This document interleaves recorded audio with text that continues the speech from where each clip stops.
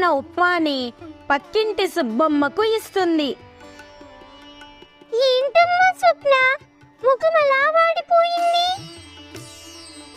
ఏమీ లేదు అవ్వా, నిన్న సామాన్లు సర్దాను కదా, దాంతో వచ్చిన అలసట.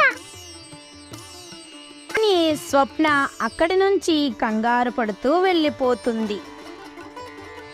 గోవిందుడు ఏదో అన్నట్టున్నాడు, అందువల్ల ముఖం చిన్నబుచ్చుకుంది అని సుబ్బమ్మ అనుకుంటుంది. కానీ సుబ్బమ్మకు తెలియదు కదా అదంతా దెయ్యం పని అని. మధ్యాహ్నం భోజనం వండుదామని వంటగదిలోకి వస్తుంది స్వప్న. ఇక ఆ దెయ్యం అక్కడ ప్రత్యక్షం అవుతుంది.